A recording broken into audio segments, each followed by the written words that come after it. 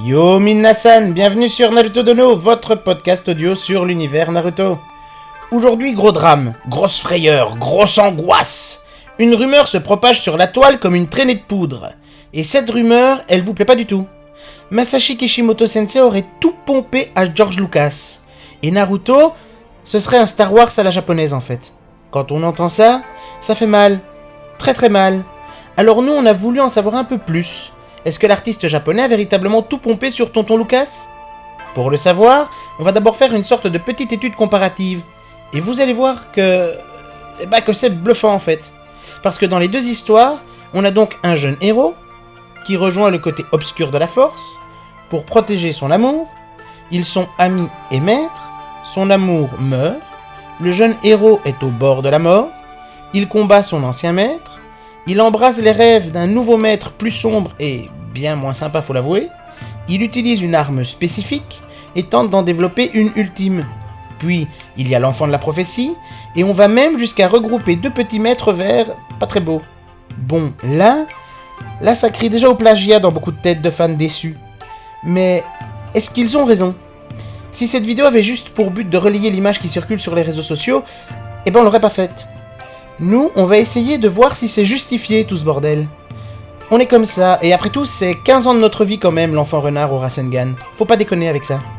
Bon, premier élément, les dates de naissance. Ok, ça a l'air un peu con comme ça, mais c'est important. Masashi Kishimoto est né le 8 novembre 1974, et George Lucas le 14 mai 1944. Jusque-là, ça va pas trop en faveur de notre mangaka préféré. Quand Star Wars est sorti, il avait 3 ans, le petit Masashi.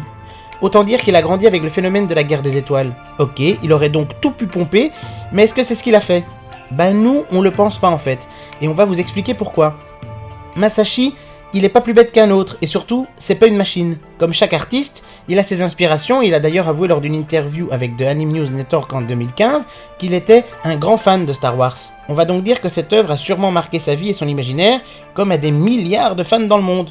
Donc il a été inspiré peut-être, même sans le vouloir, par une œuvre qui avait marqué sa vie. Et pourquoi pas ? Le propre d'un artiste, c'est de créer, et je ne pense pas qu'on puisse parler de Naruto comme d'une œuvre sans univers ni mythologie propre. Sa force a justement été de puiser dans divers univers et ressources culturelles pour créer le sien et l'histoire qui va avec. Il l'a tellement bien fait que si on ne vous avait pas fait ce parallèle, la majorité d'entre vous n'y aurait jamais pensé. En plus, ce n'est pas tout à fait exact. Il faut savoir que Naruto est ce qu'on appelle un neketsu. C'est un style dans les mangas qui inclut un schéma bien précis. Alors ce schéma, on va vous le donner. Premièrement, le héros est un jeune garçon orphelin ou vivant séparé de ses parents. C'est pas nous qui le disons, c'est Wikipédia. La recherche du père est un thème récurrent. Deuxième point, le héros a souvent une quête qu'il veut absolument réaliser, et ce, quels que soient les obstacles. Troisième point, foncièrement honnête et innocent, il se révèle souvent naïf. Ah, Naruto. Quatrième point, il est doté de capacités ou pouvoirs hors normes, parfois magiques. Cinquième point, en compagnie d'amis rencontrés durant sa quête, il lutte contre le mal. Sixième point, ses premiers adversaires deviennent généralement ses plus fidèles compagnons. Septième point, il participe à un tournoi ou quelque chose de semblable. Huitième point, lorsqu'il est sur le point de perdre ou de mourir, le héros se révèle plus fort que jamais grâce à notamment sa volonté et son envie brûlante de gagner, le neketsu. Et enfin, il y a généralement une ellipse à un certain point de l'aventure, Naruto Shippuden. Alors ok, si on fait le parallèle, ça colle aussi avec Star Wars. Mais pas que. Donc, ce serait pas plutôt que Star Wars et Naruto sont tous deux des neketsu et c'est pas de leur faute ? Dire que c'est du pur copier-coller, c'est idiot, et en plus, il y a un tas de trucs hyper importants qui ne trouvent aucune origine dans l'œuvre de Lucas. Si on veut faire des parallèles à tout va, alors à quoi on compare dans Star Wars les Sannin légendaires ? Orochimaru, ce serait qui dans Star Wars ? Et Jiraiya et puis Tsunade, ils comptent pas pour du beurre dans Naruto, eux. C'est quoi leur équivalent dans l'œuvre de Lucas ? Et les bijoux, et Pain, et l'Akatsuki, etc. en fait. Naruto et Star Wars, ce sont deux univers riches et passionnants. Le système narratif est plus ou moins le même, ok, mais l'histoire de fond n'a rien à voir. En tout cas, ça, c'est ce que nous on en pense. Mais votre opinion nous intéresse, n'hésitez pas à nous la laisser en commentaire. D'ailleurs, en parlant de vous, c'est fini pour ce numéro de Naruto Dono.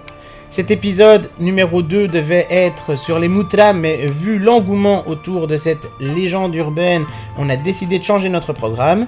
Si vous avez aimé, n'hésitez pas à rejoindre la page Facebook. Toutes les infos sont dans la description de la vidéo.